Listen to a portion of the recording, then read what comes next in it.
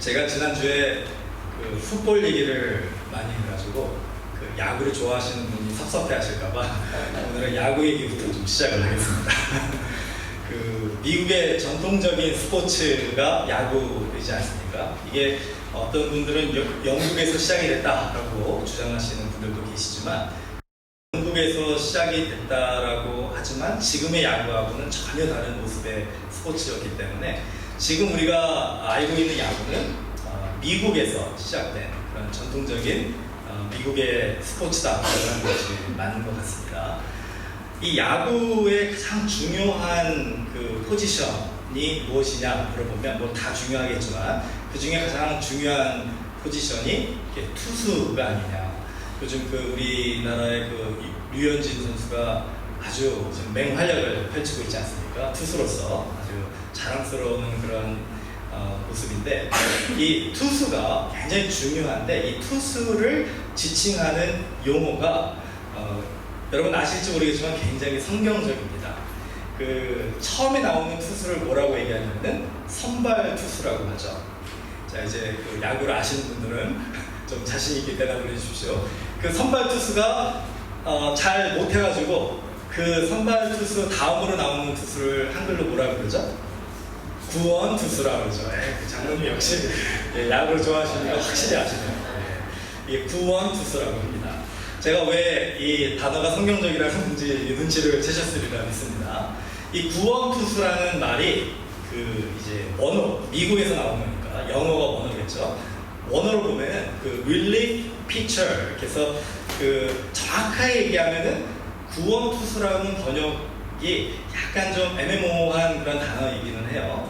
그런데 뭐 여하튼 릴리프도 구원이라는 그 의미가 있으니까. 근데 한글 번역이 더 우리 귀에 이렇게 쏙 들어오는 것 같습니다. 왜냐면 선발 투수가 어려움이나 위험에 지금 처해 있으니까 그 선발 투수를 구원해 주기 위해서 오는 투수가 구원 투수다라는 것이죠. 이게 바로 이제 구원이라는 단어의 사전적인 의미입니다. 어려움이나 위험에 빠진 사람을 구하다. 자, 성경에서 특별히 우리 로마서에서 오늘 같이 읽은 본문에서도 그렇지만 이 구원을 얘기할 때 그 의미도 똑같은 의미입니다. 어려움이나 위험에 빠진 사람을 구하는 것이 구원이다라는 것이죠. 그렇기 때문에 우리가 예수 그리스도 안에서 우리가 구원을 받았습니다라고 얘기할 때는 우리가 어려움이나 위험에 빠져 있었을 때 예수님께서 우리를 그곳에서부터 구원을 해주셨습니다라는 그런 고백이기도 한다는 것입니다. 자, 문제는 뭐냐면은 그 어려움이나 위험에 빠져 있는 사람은 이 구원을 갈급해야 합니다. 나에게 구원이 필요하다. 누가 나를 좀 이 어려움이나 위험에서 구원해 주면 좋겠다. 그래서 구원자를 찾아요. 그런데 자기가 어려움이나 위험에 빠져 있다라고 생각하지 않는 사람들은 그 구원자가 필요가 없다라고 생각하는 것이 문제다라는 거예요. 그런 사람들에게는 이 구원의 소식이 그렇게 실감나게 다가오지 않는다는 것이죠. 오늘 제가 설교의 제목을 좋은 소식을 전하는 자 이렇게 정했습니다. 이게 이제 로마서 10장에 나와 있는 그 본문의 말씀인데, 이 좋은 소식이다라고 얘기할 때 그 정의가 무엇일까를 생각해 보면요, 이것도 그 소식을 듣는 사람의 상황에 따라 다르게 받아들여질 수가 있다라는 생각을 해봅니다. 제가 제일 좋아하는 예화 중에 하나인데, 여러분 뭐 귀 익숙하신 분들도 계시리라 압니다. 절벽을 향해 달려가는 사람이 있습니다. 자, 그 사람이 계속해서 절벽을 향해 달려가면 결국은 떨어져서 죽게 됩니다.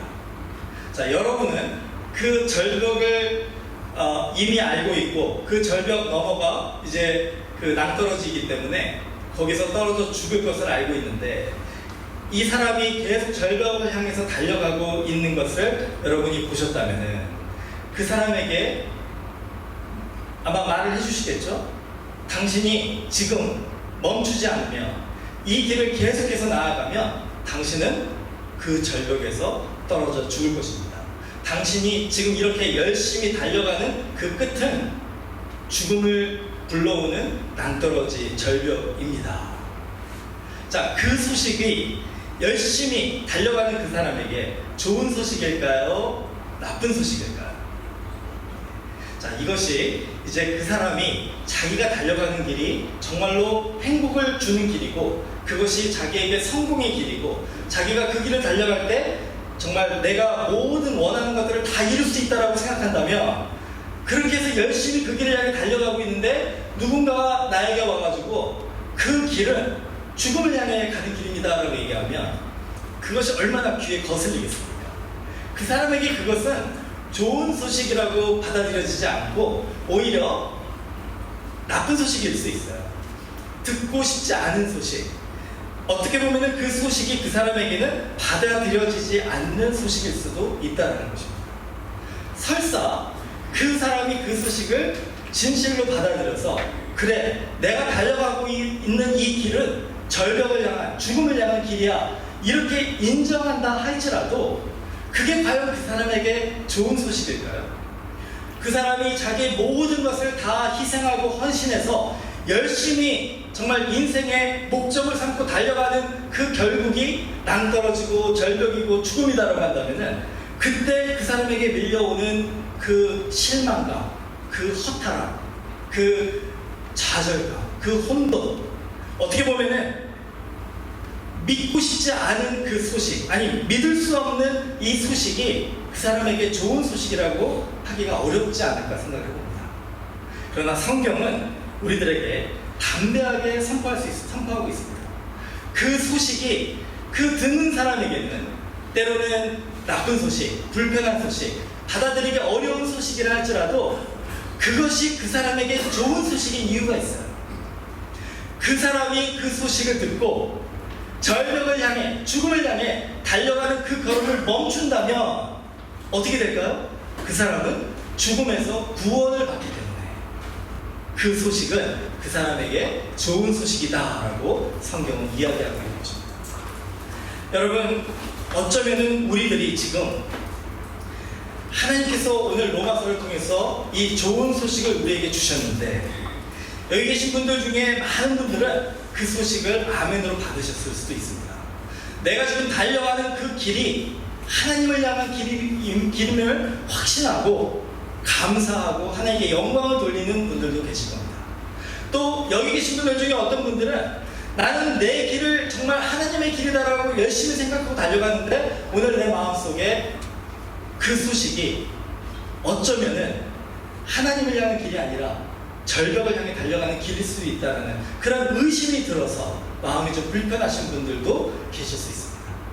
아니면 예전에는 몰랐는데 오늘 이 로마서의 말씀을 들어보면서 내가 지금 생각 없이 달려가고 있었던 이 내 인생의 길이 혹시 절벽을 향해 달려가는, 죽음을 향해 달려가는 그 길은 아닐까, 한번 마치 망치에 맞은 것처럼 우리가 잠시 그 부분을 깊이 고민해 보는 분들도 계시리라 생각합니다. 자, 오늘 이제 여러분이 어느 지금 상황에 있든지 간에 한 가지 우리가 부인할 수 없는 것은 여러분이 들으신 오늘 로마서 10장의 말씀은 좋은 소식이랍니다. 자, 그렇기 때문에 이제 이 소식을 우리가 들었을 때 우리가 어떻게 반응해야 되는가, 여기에 대해서 먼저 우리가 차근차근히 이렇게 말씀을 좀 공부해 보면서 적용하는 시간을 좀 갖도록 하겠습니다. 자, 먼저 우리가 처음에 생각해 봐야 될 것은 이 소식은 누군가에 의해서 전해졌다는 것입니다. 오늘 우리가 들은 로마서 10장의 소식은 우리 성경 공독을 해주신 우리 한 집사님을 통해서 들었잖아요. 여러분 가만히 생각해 보십시오. 여러분이 좋은 소식을 들어 예수 그리스도의 복음을 듣고 구원을 받으셨다면 그게 우연이 된 걸까요? 여러분이 아무 사람의 도움도 없이 그냥 구원을 받으신 걸까요? 여러분이 태어나면서부터 지금까지 그 어느 누구도 여러분에게 이 좋은 소식을 전해주지 않았는데 여러분이 그냥 구원을 받으신 겁니까? 그게 아니죠. 여기 계신 분들 한 사람도 빠짐없이 누군가에 의해서 여러분은 이 하나님께서 우리에게 전해주시는 이 좋은 소식을 들으신 겁니다.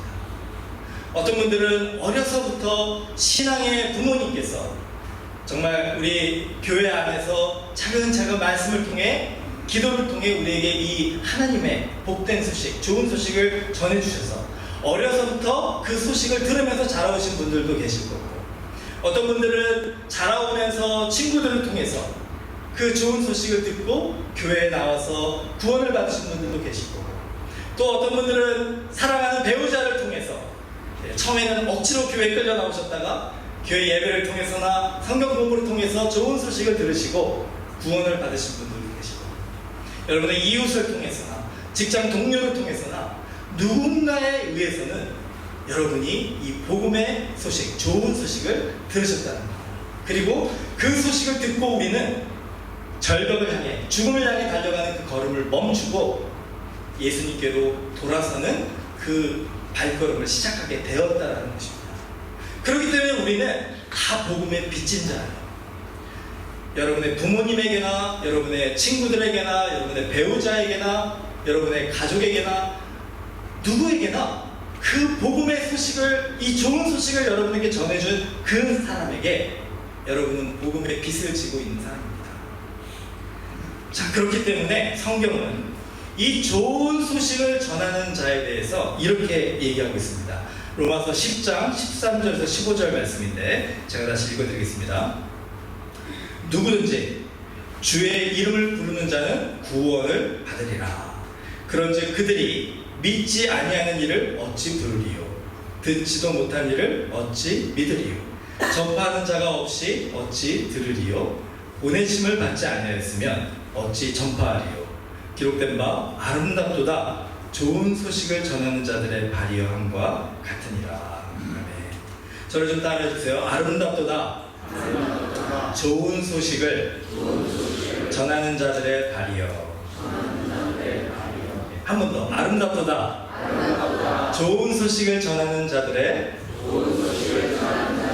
발이여. 성경은요, 이 좋은 소식을 전하는 자들을 아름답다라고 표현합니다. 만약에 여러분이 누군가에게 여러분의 삶이 참 아름답습니다라는 얘기를 듣는다면 여러분 마음이 어떠시겠어요? 아마 집에 가시면서 너무나 흐뭇하실 거예요. 내가 인생을 잘 살았구나. 누군가가 나의 삶을 보면서 나와 교제하면서 나를 경험하면서 나의 이 모습이 그들의 눈에는 참 아름답게 보입니다라고 얘기한다면 얼마나 행복하겠습니까? 그렇죠? 성경은요, 누가 아름다운 인생을 살아가는 사람인가, 우리가 어떻게 하면 이 아름답다라는 그런 고백을 들을 수 있는 삶을 살 수 있는가, 여기에 대해서 굉장히 간단 명료하게 대답한다는 거예요.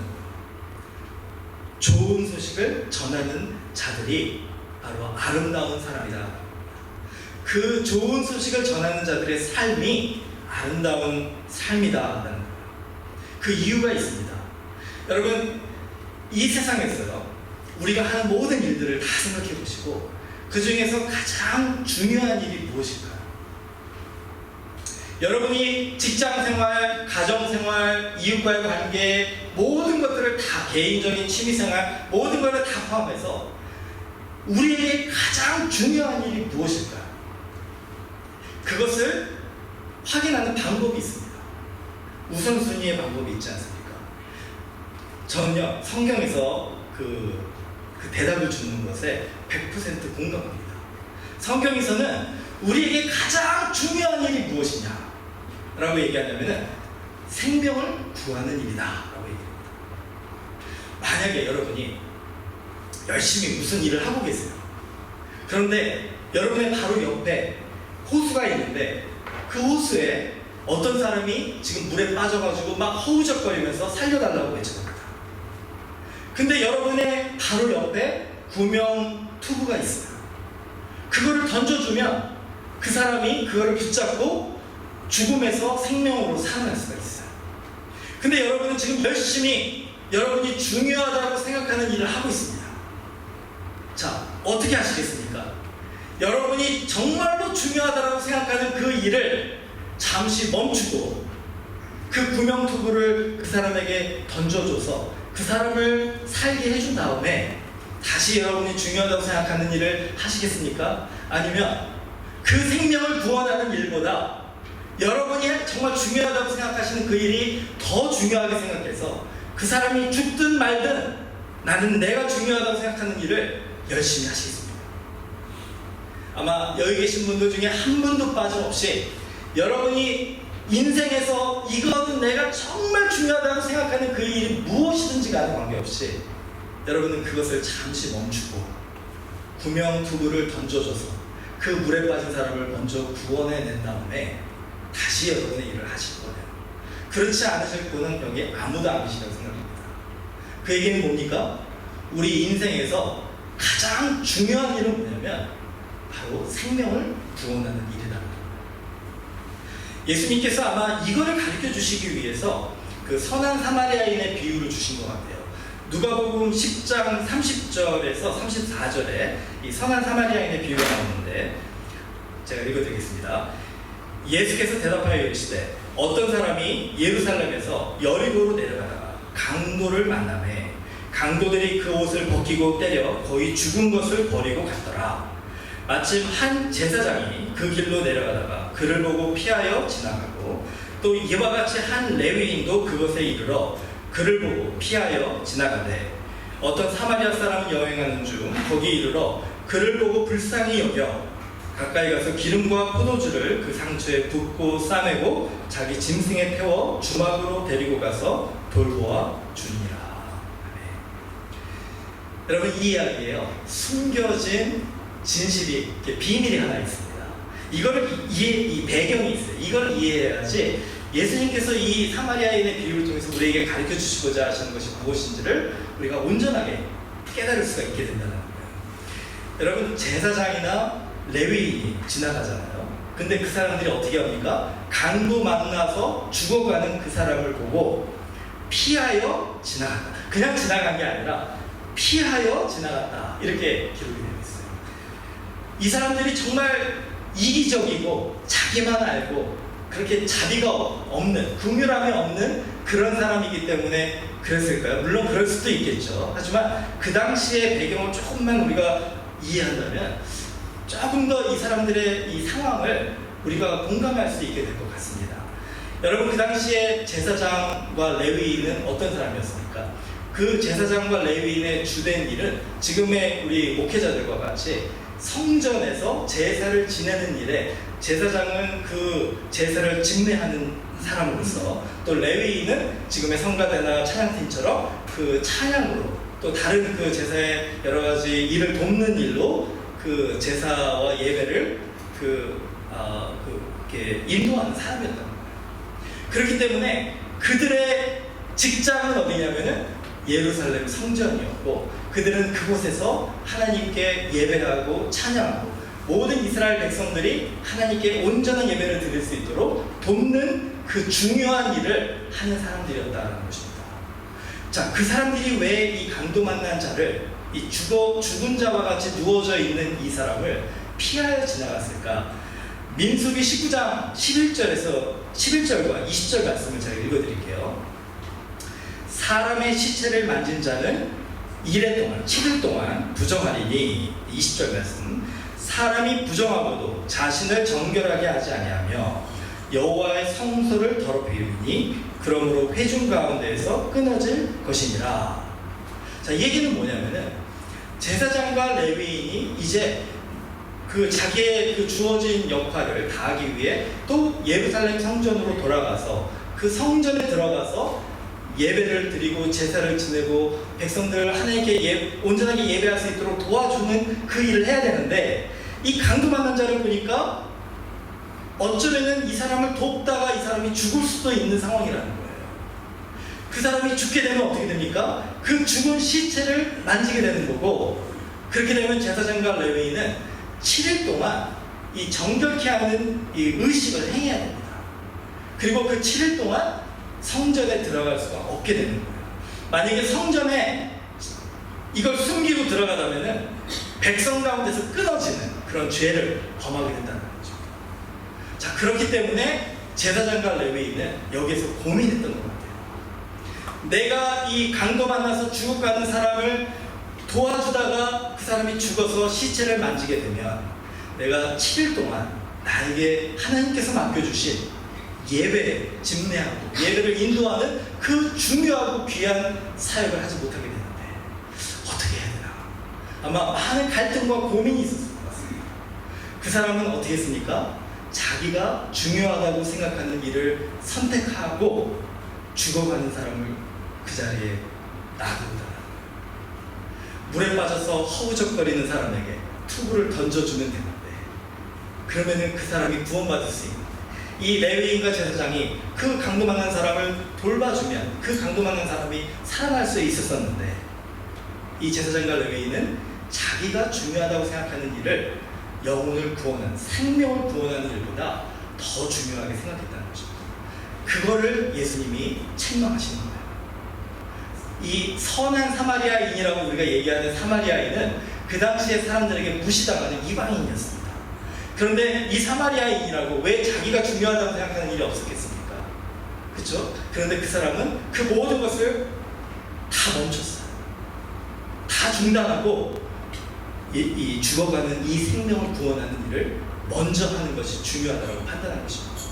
그래서 그들이 사회적으로 볼 때는 제사장과 레위인보다 형편없는 초라한 사람이지만, 하나님이 보실 때는 가장 훌륭한 하나님의 그 백성이었다라고 칭찬을 받는 겁니다. 여러분, 오늘 우리가 어떤 사람인지를 생각해 봐야 해요. 우리는 정말로 생명을 구원하는 일을 우리의 모든 것보다 가장 중요한 것이라고 생각하는지, 아니면 내가 중요한 일들을 위하여 이 제사장과 레위인처럼 피하여 지나가는 그런 일들을 하고 있지는 않은지.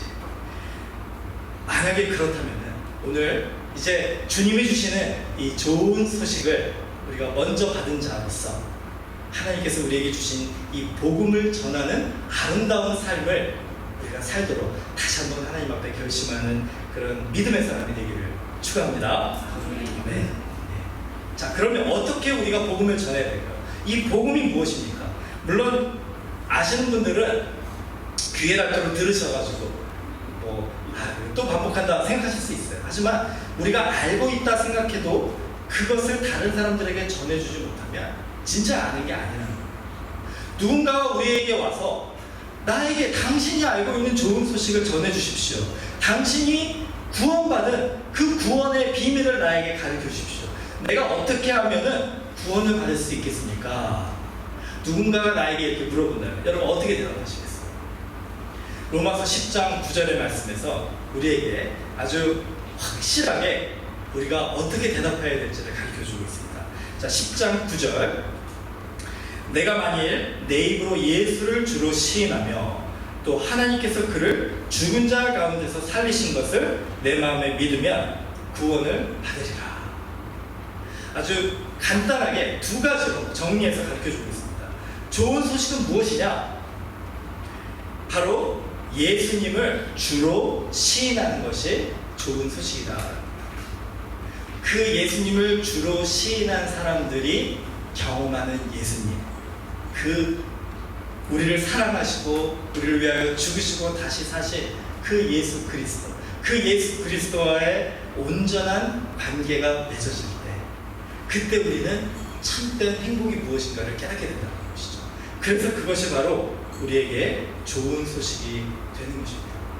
여러분이 예수님을 주로 시인한다라는 것을 우리가 생각할 때 그게 뭐가 이렇게 어려운가? 아마 여기 계신 분들 중에 그런 그 예수님 영접하는 기도 해보신 적 많으실 거예요. 이 로마서 10장 9절에 바탕한 기도 아닙니까? 우리가 죄를 회개하고 예수님을 우리의 구주로 영접합니다. 이렇게 기도하잖아요. 이게 뭐가 어렵습니까? 이렇게 얘기할 수 있어요. 그렇죠? 아마 해보신 분들은 공감하실 겁니다. 그렇죠? 자, 그런데 그 당시에 로마서가 쓰여지는 그 당시에 이 로마서를 읽는 로마의 교인들은 과연 어떤 마음으로 그 글을 읽었을까를 한번 생각해 보는 게 중요합니다. 로마서가 언제 쓰여졌냐면 이 AD 56에서 60, 기원 후 56년에서 한 1, 2년 사이에 쓰여졌다고 합니다. 자, 그때 로마가 어떤 상황이었냐면 네로 황제가 그 통치하던 시대였습니다. 여러분 네로 황제 잘 아시죠? 아주 폭군 아닙니까? 근데 AD 64, 그 기원 후 64년에 이 그리스도인들을 계속 핍박하다가 그 로마에 대화제가 일어납니다. 왜 일어나는지는 역사학자들도 밝혀내지 못했지만 이 네로 황제가 그 대화제 때문에 민심이 막 들끓는 것을 보고서 어떻게 하냐면은 그걸 잠재우기 위해서 기독교인들이 고의로 반란을 일으키기 위해서 로마시에 불을 질렀다, 이렇게 그 소문을 퍼뜨려요. 이게 거짓 소문이죠. 그래가지고 그 소문으로 그게 거의 뭐 이제 사람들에게 퍼지니까 사람들이 다 기독교인들이 그 불을 질러서 우리가 이렇게 많은 사람들이 죽고 피해를 입었다라고 해서 막 기독교인들을 핍박하기 시작합니다. 또 로마 정부에서도 기독교인들을 붙잡아가지고 그 감옥에 가두기도 합니다. 그 당시에 로마 역사가 중에 이 테시투스라는 그 로마 역사가가 그 상황을 어떻게 표현을 했냐면 이렇게 표현을 했어요. 그 네로 황제가 그 로마 병사들에게 뭐라고 명령했냐면 예수님을 주라고 시인하는 크리스찬들을 붙잡아 재판에 회고하고 그 다음에 이제 많은 사람들이 범죄자로 그 판결이 되어서 경기장에서 야생 동물에게 찢겨 죽임을 당하거나 십자가에 못 박혀 죽임을 당하거나 저녁에 그 길거리를 밝혀주는 등불이 되게 하기 위해 크리스찬들을 나무에 태워 죽였습니다라는 기록이 있어요. 여러분 한번 생각해 보세요. 여기서 우리가 기억해야 될 것은 뭐냐면 로마 병사들이 지금 크리스찬들을 붙잡을 때 그 기준이 뭐였냐는 거예요. 이 역사가 테시투스에 의하면 그리스도를 주라 시인하는 사람들을 붙잡았다는 것입니다. 여러분 불과 한 3, 4년 전에 바울에게 이 로마서 편지를 받은 사람들이 로마서 10장 9절에서 뭐라고 얘기합니까? 내가 만일 내 입으로 예수를 주로 시인하며 또 하나님께서 그를 죽은 자 가운데서 살리신 것을 내 마음에 믿으면 구원을 받으리라. 자, 이 바울의 편지와 또 그 바울의 이 선포를, 이 좋은 소식을 들은 그들이 로마 병사가 그들에게 찾아와가지고 그 교회 공동체에 찾아와서 물어보기 시작합니다. 한 사람 한 사람에게 너는 예수를 주로 시인하느냐? 여러분 그들의 마음에 어떤 생각이 있었을까요? 아마 그들은 예수님이 나의 주님입니다라는 그 고백은 그냥 우리들이 습관처럼 하는 입술의 고백이 아니라 그들의 목숨을 건 신앙의 고백이었다는 것입니다. 그렇기 때문에 로마서 10장 9절의 말씀을 우리가 묵상할 때 우리가 그 깊이를 이해를 해야 돼요. 예수를 주로 시인한다는 것은요, 그냥 가볍게 예수님은 주인입니다라고 그렇게 얘기하는 것이 아니라 내 삶의 정말 생명까지도 이 고백을 통해서 주님께 드립니다라는 그런 진지하고 정말 엄청난 고백이라는 것입니다. 여러분 우리가 예수님을 주로 시인하면 구원을 받느니라라는 이 로마서 10장의 말씀의 의미를 이해한다면 우리의 믿음을 좀 돌아봐야 된다는 거예요. 여러분이 정말 예수님을 오늘 여러분의 주님으로 인정하고 시인하고 고백했다면 그것은 무슨 의미가 있습니까? 이거는 마치 그 예수님께 우리의 열쇠를 드리는 것 같아요. 여러분 한번 상상해 보십시오. 여러분의 집 열쇠가 있잖아요. 오늘 다 가지고 오셨죠? 예. 그 집 열쇠가 한 개밖에 없다라고 생각해 보세요. 복사본이 하나도 없어요. 그 열쇠를 가진 사람이 집 주인이나 마찬가지인 거예요. 근데 예수님에게 여러분 그 열쇠를 드리실 수 있겠습니까? 예수님이 집에 안 오시면 여러분은 집 밖에서 서성거리며 예수님을 기다려야 되는데 여러분의 집이라고 생각했는데 여러분의 마음대로 들어갔다 나왔다 할 수가 없어요. 예수님이 없으면 정말 여러분의 집이 아닌 거예요. 그런 상황에서 여러분 정말 여러분의 집의 열쇠를 예수님께 드릴 수 있겠습니까? 여러분의 삶의 열쇠를, 복사본이 없는 단 하나밖에 없는 그 열쇠를 예수님께 드리고 주님이 이제 내 삶의 주인이시니까 주님이 맘 놓고 여시고 맘 놓고 닫으시고 맘 놓고 인도하시고 맘 놓고 써주시옵소서. 나의 모든 삶은 다 주님의 것입니다.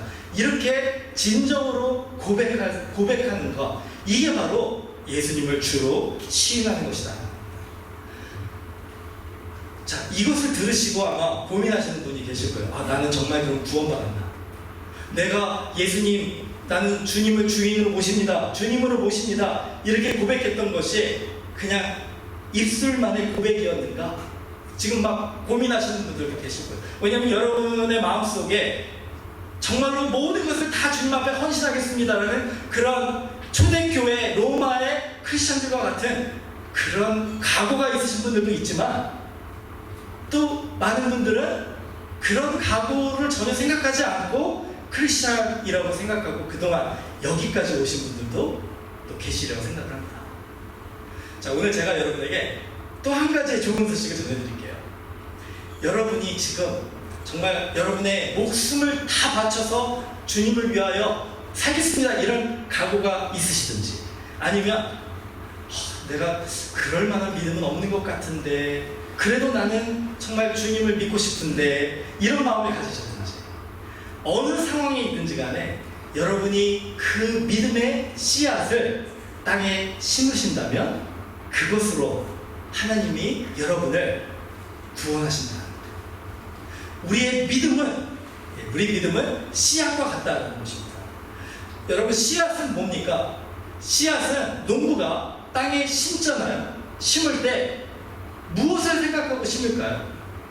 그 씨앗이 싹이 나고 잎이 나고 풍성하게 자라서 열매를 맺는 그 모습, 그거를 꿈꾸면서 소망하면서 땅에 심잖아요. 그렇죠? 농부가 다 자란 나무, 열매가 풍성한 그 과실이 있는 나무를 땅에 심는 농부는 없지 않습니까? 그건 어리석은 거죠. 우리가 씨앗을 땅에 심을 때는 그 씨앗 속에 숨겨져 있는 이미 다 자란 풍성하고 울창한 그런 나무가 농부의 마음에는 믿음으로 지금 확신이 있는 거예요. 그래서 심는 겁니다. 근데 문제는 뭐냐면은 그것이 믿음이다라고 했을 때 그 작은 씨앗과 같은 믿음만 있어도 하나님께서 우리를 구원해 주시겠다라고 하셨는데, 그 믿음을 하나님은 우리에게 간절하게 소망하시고 그 믿음의 씨앗을 땅에 심기를 원하시는데, 그 씨앗을 지금 손에 들고 있는 게 문제 아닙니다. 그 씨앗이 땅에 심겨지지 않으면은 아무 일도 일어나지 않는다는 거죠. 그게 바로 로마서 10장의 두 번째 부분이에요. 구원은 언제 일어나느냐? 하나님께서 그를 죽은 자 가운데서 살리신 것을 내 마음에 믿을 때 일어난다는 것입니다. 이 믿음은 무엇이냐면은 바로 그 씨앗을 땅에 심는 것과 같아요. 하나님이 우리에게 기대하는 믿음은 산을 옮길 만한 그런 믿음이 아닙니다. 하나님이 우리에게 요구하시는 믿음은 작은 겨자씨 하나과 같은 믿음이에요. 우리가 해야 될 일은 뭐냐면, 우리가 순종해야 되는 것은 뭐냐면은 그 겨자씨 하나과 같은 믿음을 땅에 심는 거예요. 그리고 하나님께 드리는 겁니다. 여러분의 손에 씨앗이 숨겨져 있다면은 그것을 땅에 심으면 여러분의 손에는 뭐가 남아요? 아무것도 없죠. 지난주에 우리가 같이 연습하지 않았습니까? 손을 우리 한 번 더 해볼까요? 여러분 좀 손을 좀 들어주시고 주먹을 불끈 쥐어주십시오. 예, 다시 한번 everybody. 예, 감사합니다. 자, 손을 한번 펴보세요. 예, 지금 이제 내려주세요. 자, 이제 항상 기억하시기 바랍니다. 주먹을 불끈 쥐었을 때는 다른 사람의 손을 잡을 수 없다라고 했죠. 그렇죠? 여러분이 손을 펴야지 누군가가 여러분의 손을 잡고 생명을 얻을 수 있는 거예요. 구원을 받을 수 있는 거예요. 그렇죠? 마찬가지입니다. 여러분의 손에 그 씨앗이 안에 꽉 있잖아요. 그거는 결단코 땅에 심겨질 수가 없는 씨앗이에요. 여러분 손에 그대로 있는 그 씨앗에는요, 아무 일도 일어나지 않음을 믿으십니까? 다시 한번, 여러분 손에 지금 꽉 쥐어져 있는 씨앗에는 아무 일도 일어나지 않음을 믿으십니까? 네. 그 씨앗이 땅에 심겨져야 돼요. 그냥 심으세요. 여러분 손에 아무것도 남지 않겠죠? 하지만 그 씨앗이 땅에 심겨지면 죽은 예수 그리스도를 3일 만에 다시 부활시킨 그 하나님의 능력이 땅에 심겨져서 아무것도 없어진 것 같은데, 아무것도 보이지 않는데, 우리가 믿음의 눈으로 하나님을 신뢰할 때 거기서 싹이 나고 잎이 나고 가지가 나고 풍성한 열매들이 맺어지는 것입니다. 그게 기적이에요. 그게 바로 살아계신 하나님을 체험하는 믿는 신앙인의 믿음을 가진 신앙인들의 삶이다라는 것입니다. 자, 여기에서 우리가 이제 그 하나님이 우리에게 요구하시는 두 가지를 이제 배웠습니다. 믿음은 무엇입니까? 예수를 마치 그 로마 교회, 그 초대교회 그리스도인들처럼 나의 삶의 주인으로 모시는 것이다. 믿음은 무엇입니까? 정말 하늘의 씨앗을 땅에 심듯이 우리 예수 그리스도를 죽은 자 가운데서 다시 살리신 그 하나님의 능력을 신뢰하고 나의 작은 믿음의 씨앗을 하나님 앞에 드리는 거예요. 땅에 심는 겁니다. 그리고 인내하며 하나님께서 나의 이 믿음을 통해서 어떤 일을 하실지를 지켜보는 겁니다. 여러분, 우리가 이런 일을 할 때 사람들 앞에 많은 말이 필요 없어요. 저는 그 어떤 사람들이 그런 얘기를 해요. 하나님이 살아계신 것을 나에게 증명해 봐라. 과학으로, 논리로 증명해 봐라. 여러분, 그런 사람들이 여러분 주변에 계시면요, 그냥 돌아서십시오. 여러분은 그걸 할 수가 없어요. 저도 할 수가 없습니다. 왜냐하면 하나님은 과학을 초월하신 분이기 때문에 과학으로 증명할 수가 없는 분이에요. 하나님은 우리의 이성을 초월하신 분이기 때문에 우리의 논리로 증명할 수가 없는 분이에요. 하나님은 증명되는 분이 아니라 경험되는 분이라는 겁니다. 그 사람이 아무리 우리가 훌륭한 논리와 과학적인 증거를 제시해도 절대로 하나님을 믿을 수 없습니다. 그 사람의 삶 속에 하나님이 경험돼야지 그 사람이 진정으로 하나님을 믿을 수 있다는 거예요. 어떻게 하면 경험될 수 있습니까? 바로 저와 여러분이 경험한 그 예수 그리스도, 그 하나님을 우리가 그 사람에게 좋은 소식으로 전해줄 때 이것이 가능한 거예요. 우리가 믿는 그 예수 그리스도, 우리가 주로 시인한 예수 그리스도, 우리에게 이 엄청난 씨앗이 생명으로 자라나는 그 기적을 체험하게 하신 예수 그리스도를 우리가 좋은 소식으로 그들에게 전할 때에 그들이 하나님을 경험하게 된다는 거죠. 오늘 이 마음을 가지고 정말 아름다운 인생을 우리가 살기 위하여 좋은 소식을 전하는 저희들 되기를 주님의 이름으로 축원합니다.